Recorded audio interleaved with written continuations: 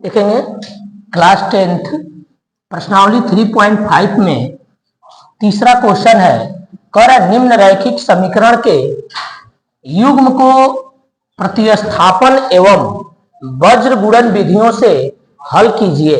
यानी एक बार इस सवाल को आपको प्रतिस्थापन विधि से हल करना है और एक बार वज्र गुणन विधि से। किस विधि को आप अधिक उपयुक्त मानते हैं यह आपको बताना है। तो पहले नाम किसका लिखा है, प्रतिस्थापन। तो हम लोग प्रतिस्थापन विधि से हल करते हैं। यहां लिख देंगे प्रतिस्थापन विधि से। इस सवाल को हम लोग पहले प्रतिस्थापन विधि से हल करेंगे। लिखेंगे x का मान y के पदों में, x का मान y के पदों में समीकरण 1 से ठीक रहेगा। x का मान यानी कि y को उधर भेजेंगे। ये क्वेश्चन लिख लीजिए, समीकरण लिख लीजिए। पहला समीकरण था 5y उधर चला जाएगा। 8x equal to 9 minus 5y। 8 इधर क्या कर रहा है, मल्टीप्लाई x में, उधर जाएगा क्या करेगा, डिवाइड करेगा। आप इसको लिखेंगे 9 माइनस 5y अपान में 8। ये नया समीकरण बन जाएगा। कौन सा, तीसरा समीकरण। कौन सा समीकरण बनेगा, तीसरा। अब इस मान को हम लोग ले चलेंगे, ये 1 से निकाले हैं ना, तो 2 में रखेंगे। लिखेंगे x का मान समीकरण 2 में रखने पर, लाइए बाबू 2 को लिख लीजिए। पहले क्या है, 3x plus 2y equal to 4। ये है समीकरण 2। x का जो मान है आप कहां लिखेंगे, x के जगह पर लिखेंगे।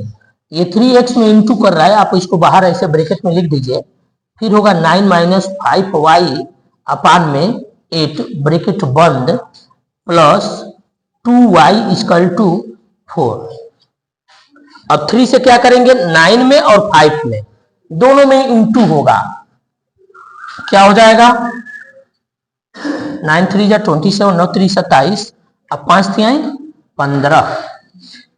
15y अपान में क्या होगा बाबू, 8 है और यहां प्लस का 2y इक्वल टू में 4 है। इसके नीचे कुछ नहीं तो क्या छुपा हुआ है, 1। अब इन दोनों को एक साथ कर दीजिए। यहां एलसीएम 8 हो जाएगा, 27 माइनस 15y आप प्लस 1 से 8 को डिवाइड करेंगे, 8 आएगा। 8 से 2 में मल्टीप्लाई 16y 16y हो जाएगा बराबर में 4। 8 इधर क्या कर रहा है, भाग कर रहा है। इस साइड में जाएगा क्या करेगा, गुणा करेगा। आप लिखेंगे 27। ये माइनस और ये प्लस, माइनस प्लस चिन्ह अलग अलग है, घट जाएगा, बड़े का चिन्ह लग जाएगा, यानी प्लस y हो जाएगा। 4 इंटू 8 और ये 27 इधर प्लस है, उधर जाएगा माइनस हो जाएगा। आप लिखेंगे y इक्वल टू 4 8 32 और माइनस का 27। तो y का मान क्या आ जाएगा, घटा दीजिए, 7 4 11 5 हो जाएगा। y का मान क्या हो जाएगा, यहाँ 5 हो जाएगा। ये वाला मान आप ले चलेंगे समीकरण 3 में रखने हैं। लिखेंगे y का मान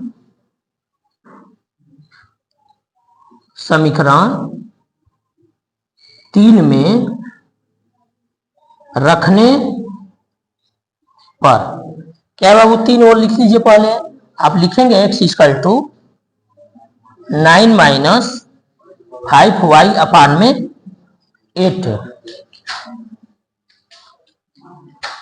x equal to 9 minus 5 into y का मान क्या है, तो वहां लिख दीजिए y 5 है, अपान में 8 रहेगा। ये होगा 9 माइनस 25 अपान 8। घटा दीजिए, 25 में से 9 को घटाइए, 9 10 11 12 13 14 15 16 बचेगा, माइनस का 16 आएगा बट्टे में 8। 8 से 16 कट जाएगा, माइनस का 2 हो जाएगा। इस तरह से इस सवाल में जो आप प्रतिस्थापन विधि से हल कर रहे हैं तो x का मान क्या आएगा, माइनस का 2 आ जाएगा और y का मान 5 आ जाएगा। दूसरी जो विधि दिया है वह कहा है वज्र गुणन विधि से हल कीजिए। लिख देंगे वज्र गुणन विधि से क्या होगा बाबू, इसमें सबसे पहले आप मान लिखेंगे कि ये समीकरण 1 है तो यहां से a1 b1 और c1 का मान निकलेगा। समीकरण 2 है तो यहां से a2 b2 और c2 का मान निकलेगा। तो ये मान पहले हम लोग लिख लें, a1 क्या होगा 8, b1 क्या होगा 5 और c1 क्या होगा 9। उधर है इधर आएगा तो वह हो जाएगा माइनस का 9। या तो आप क्वेश्चन में उसको इधर ले लीजिए या मान रखते समय आप उसको ऐसे व्यवस्थित कर लेंगे। ध्यान रखिएगा कभी भी वह मान उधर से नहीं लेंगे, वो आप उधर से पक्षांतर कर लेंगे। आरएचएस में रहेगा तो किस साइड में, एलएचएस में, और तब आप उसको हल करेंगे। तो वहां वो प्लस है, यहां आएगा तो माइनस हो जाएगा, तो आप उसके हिसाब से चिन्ह उसका लिखेंगे। फिर क्या a2 3 होगा, b2 2 होगा और c2 माइनस का 4 होगा। जब वज्र गुणन विधि से आप हल कर रहे हैं तो उसमें आप x के मान के लिए फार्मूला लिखते हैं। सूत्र क्या है, x equal to b1 c2 b2 c1, यही है ना, अपान में a1 b2 a2 b1। Formula देख लीजिए, b1 c2 minus b2 c1 अपान में, ये क्रम से नीचे वाला सही है, ए बी 1 रहेगा 2 रहेगा 2 रहेगा और 1 रहेगा। ठीक है बाबू, सही है फार्मूला देख लीजिए एक बार, सही है ना। आगे बढ़ेंगे, अब b1 के जगह पर b1 का मान लिखिए, क्या है 5 है। c2 के जगह पर c2 का मान लिखिए, क्या है माइनस का 4 है। b2 तो यहां 2 दिया है। c1 माइनस का 9 है, अपान में a1 तो ये 8 होगा, इंटू b2 तो ये 2 होगा, माइनस a2 3 होगा, b1 5 होगा। अब इसको आप हल करेंगे, यहां लाइए इसको, क्या होगा, यानी 5 चौके 20 माइनस का हो जाएगा। ये माइनस है, ये फार्मूले का माइनस है, ये चिन्ह सी का माइनस है, तो ये माइनस माइनस इसको कर देगा प्लस, और 9 दूनी ये हो जाएगा 18 बटे में 8 दूनी के 16 माइनस 5 15। हल कर दीजिए,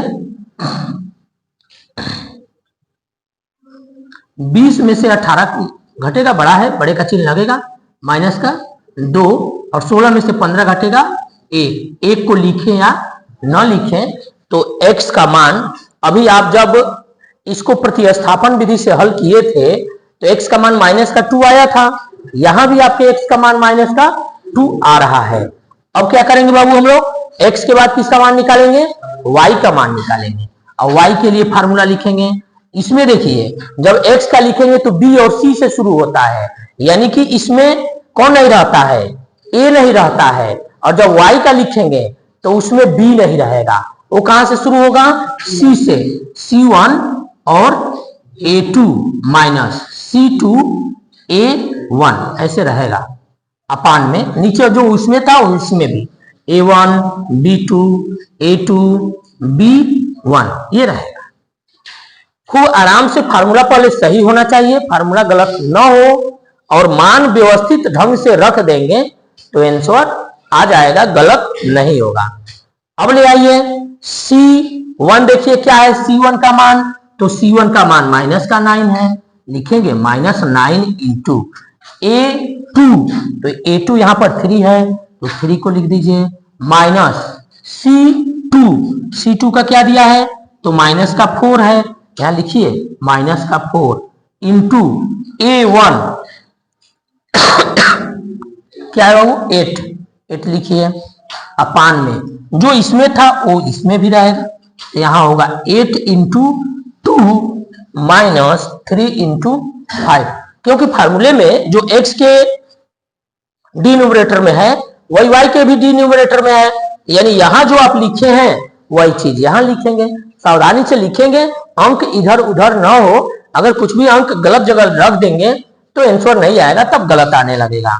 अब करिए 9 3 27 माइनस का, ये माइनस प्लस कर देगा, 4 8 32 बटे में वही होगा 8 दूनी के 16 और 5 15। ये माइनस प्लस क्या होगा, माइनस प्लस ये घटेगा, घटा दीजिए, यानी 32 में से 27 को घटाएंगे और बड़े का चिन्ह लगाएंगे, 7 4 11 7 5 12, क्या होगा ये 5 होगा और बटे में 1 होगा, तो 1 को लिखें या न लिखें। तो इस तरह से हम लोग इस जो वज्र गुणन विधि से हल किए तो उसमें x का मान क्या आ गया तो माइनस का 2 आया, और y का मान क्या आ गया तो 5 आया। तो दोनों विधियों में कौन सी विधि आपको अधिक उपयुक्त लगी बताइए, वज्र गुणन विधि। चलिए ठीक है, हम भी लिखते हैं वज्र गुणन विधि। लिख रहा है कि निम्न रैखिक समीकरण को प्रतिस्थापन एवं वज्र गुणन विधियों से हल कीजिए, किस विधि को आप अधिक उपयुक्त मानते हैं। लिखेंगे हमें वज्र गुणन विधि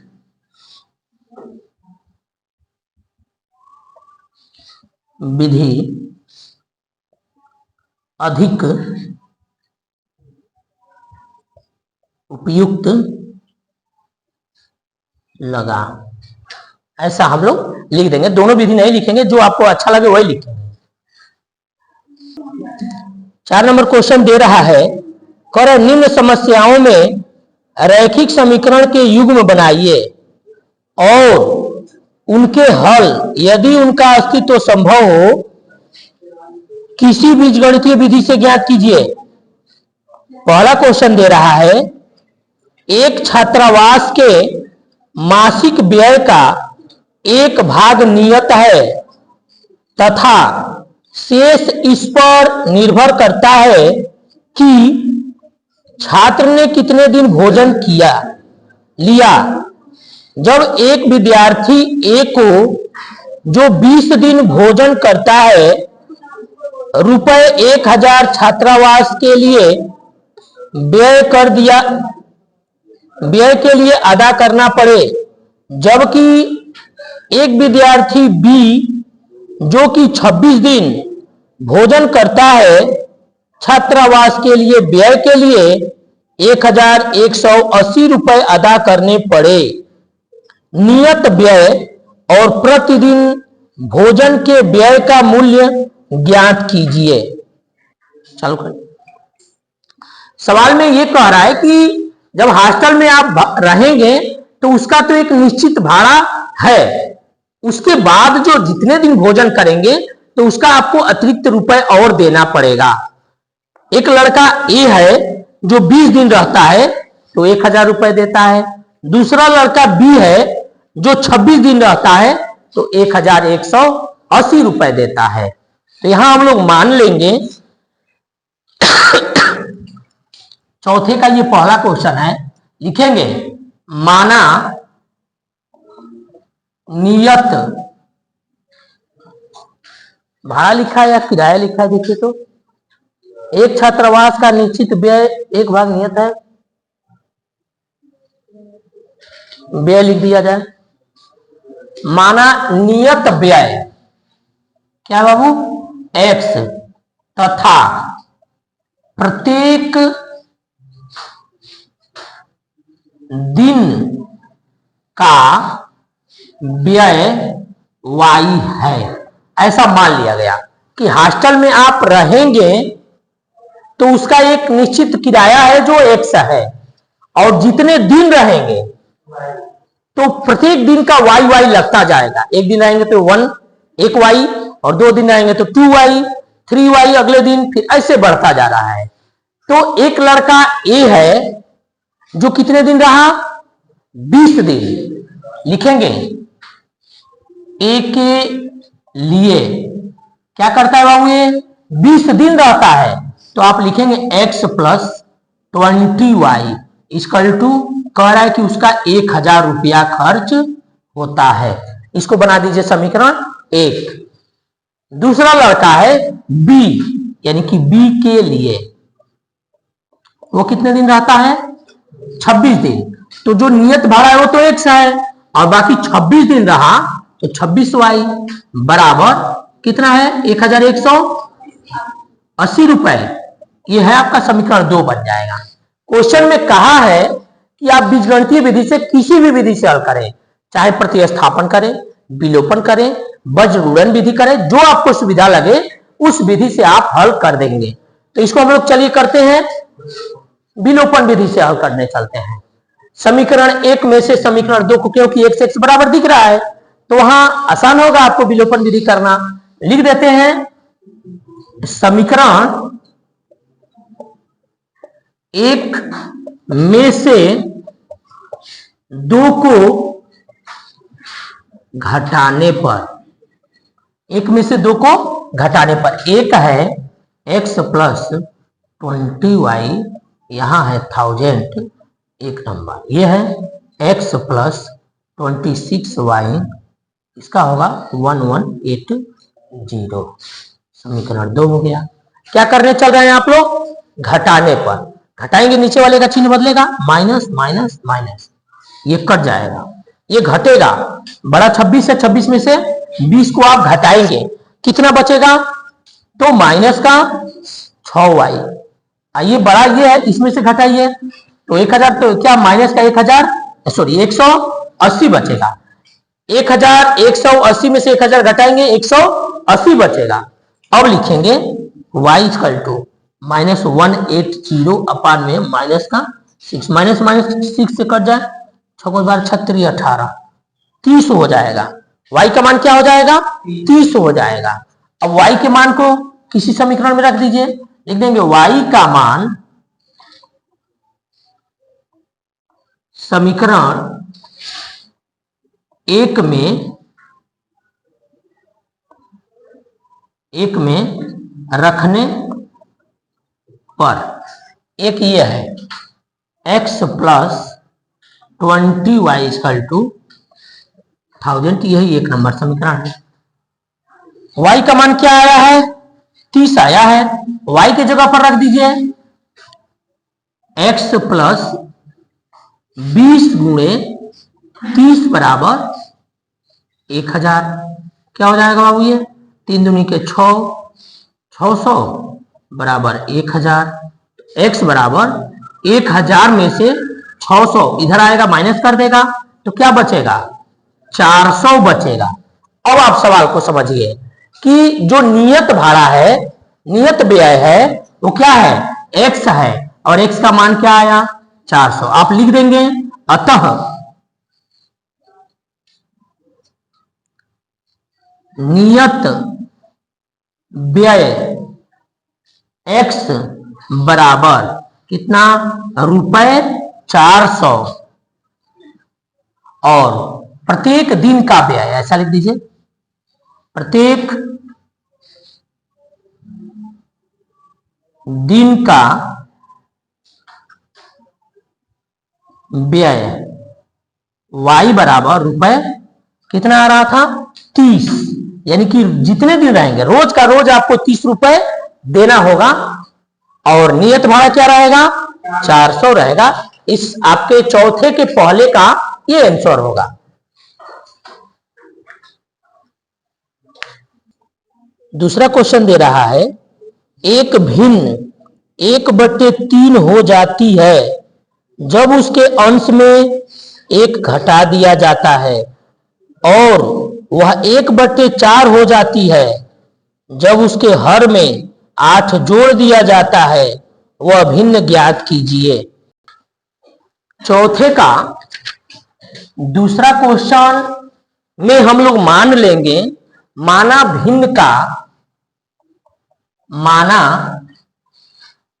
भिन्न का अंश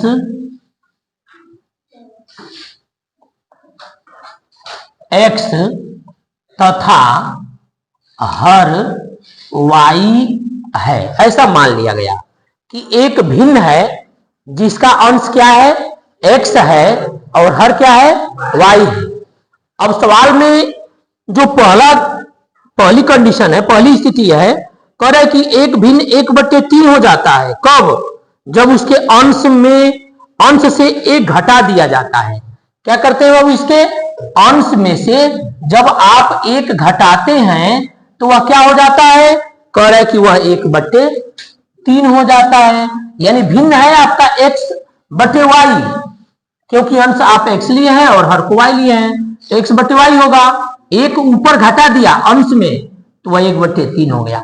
अब यहां से समीकरण बनाएंगे, क्रॉस मल्टीप्लाई कराएंगे, 1 आएगा y के तरफ और 3 जाएगा x-1 के तरफ, x-1 के तरफ ये चला गया और y के तरफ ये आ गया।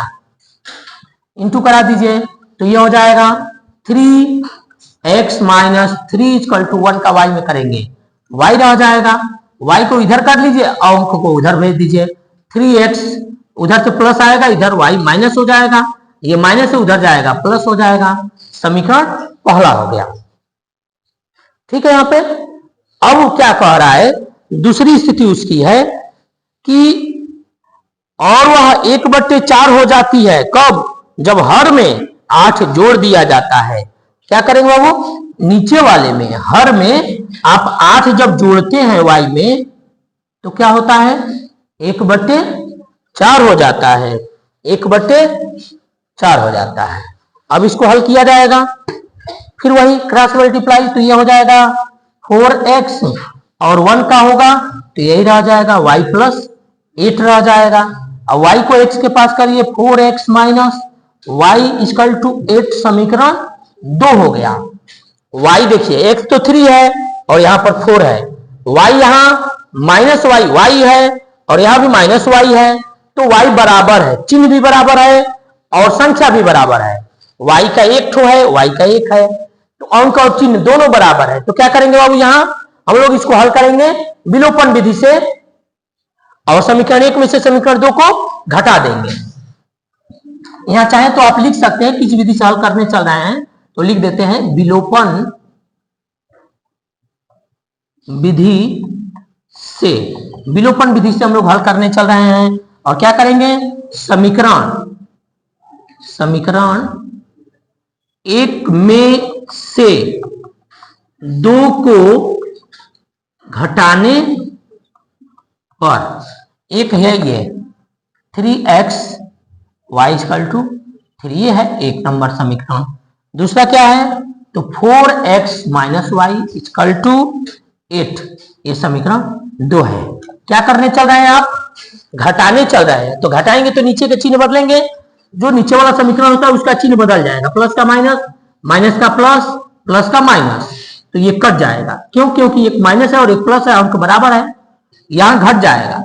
4 में से 3 निकलेगा, 1 बचेगा, यानी केवल उसको -x = और 8 में से 3 निकालेंगे -5, माइनस से माइनस कट जाएगा, x का मान क्या हो गया, 5 हो गया। क्या हो गया, x का मान 5 आ गया। अब x के मान को आप रख दीजिए समीकरण 1 में या 2 में। लिखिए x का मान समीकरण कहां, 1 में रख दें, 1 में रखने पर ले आइए, क्या है, 3x - y = 3, ये पहला समीकरण है। x का मान x के जगह पर लाएंगे, 3 × 5 - y, 3 माइनस, यहां y रह जाएगा, -y रह जाएगा और ये 5 से 15 चला जाएगा दूसरे साइड में, तो इधर आके माइनस हो जाएगा। 15 में से 3 को निकाल दीजिए, आप लिखेंगे -y = क्या हो जाएगा, माइनस का 12, माइनस से माइनस कट जाएगा, y का मान क्या हो जाएगा, 12 हो जाएगा। अब सवाल क्या है, तो वह भिन्न बताना है, तो भिन्न क्या होगा, अतः भिन्न बराबर क्या होगा, x/y, x का मान क्या आ गया, 5 आ गया, आप लिखेंगे 5 और y का मान क्या आ गया 12, तो 5/12। अब इसकी जो शर्त थी कि एक ऊपर से घटा दें, तो अगर एक घटाएंगे तो क्या हो जाएगा, ये 4/12, 4 से 12 कट जाएगा, 3 बार में 1/3 हो जाएगा ना। फिर दूसरी शर्त क्या थी कि अगर नीचे 8 जोड़ देते हैं तो 1/4 हो जाता है, 8 जोड़ेंगे तो ये 20 हो जाएगा, 5/20 का मतलब 5 से 20 कटेगा, 1/4 हो जाएगा। तो दोनों शर्तों को ये जो हम लोग का भिन्न आया है 5/12 वह पूरा कर रहा है, दोनों शर्तों को पूरा कर रहा है। इसका मतलब कि आपका जो आंसर है वह क्या है, सही है।